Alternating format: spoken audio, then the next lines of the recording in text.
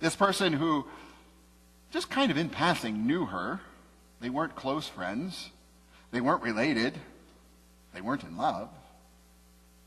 But he offered her this gift of one of his kidneys. Well, following that, every week, it seemed, they got together for what they called their gratitude lunch. All at Michelle's prompting. She wanted to let him know how much gratitude she had for this particular gift and how much gratitude he had for her continued life. And so they came together and they said these were their gratitude lunches now. Isn't that cool? So maybe when we eat together, we're acknowledging a gift that was given to us, that brought us life. And out of that, our gratitude shows for God. As we gather together around the table, it is Christ himself who invites us. And he says, this is done. Don't do it out of obligation. Don't do it out of some sense that everybody else is doing it, so I must do it. Kind of what the pastor thought Cameron was doing in baptism. But come in gratitude. Come in thankfulness. Come in hope. Come with the anticipation that this is but a foretaste, it says, of what's yet to come. Now, imagine this. You're going out to the nicest restaurant you know. The meal is fantastic. The service is wonderful. Everything is perfect. And at the end, the waiter comes not with a bill, but comes with a statement that says, this is but a foretaste. The best is yet to come. Can you imagine what your excitement would be?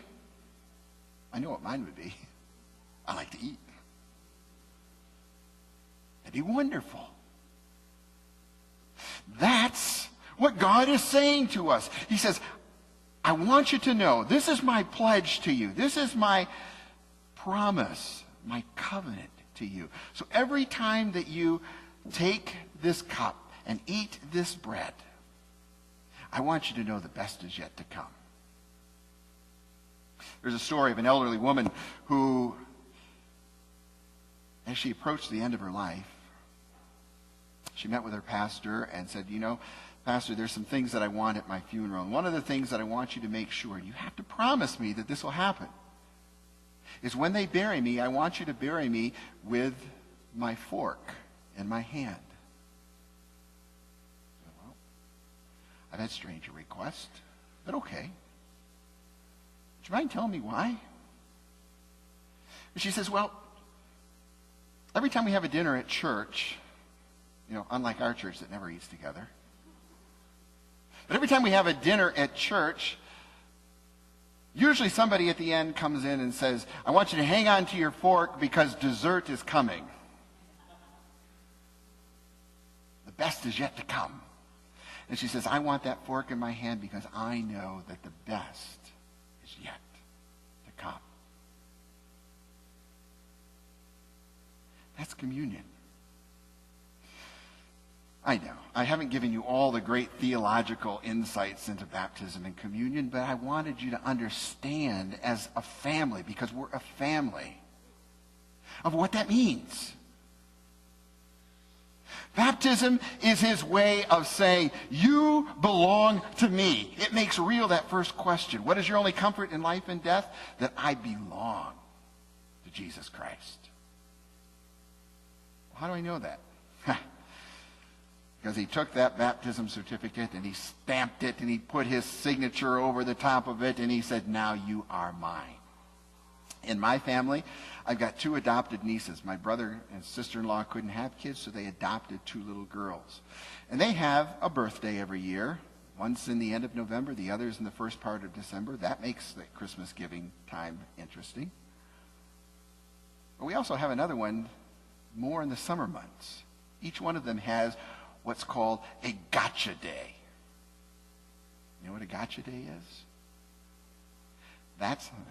Gretchen knows. That was the day that the judge brought his gavel down and says, now the adoption is complete. These children are yours. It's permanent. And he put his signature on there, and he stamped it with his seal, and now we got you. You're ours. Baptism, I imagine God has a whole bunch of gotcha days going. Gotcha, gotcha, gotcha, gotcha. And he puts his seal there. And he says, now, I don't want you to get discouraged. And I know that this life can be discouraging at times. And I want you to have a way to face the troubles, because I know that there can be some of those at times. After all, look at my son's life. It didn't go easy. So I had a bit of an understanding. But I don't want you to become discouraged. So here, not only do I have you, but I want you to eat together.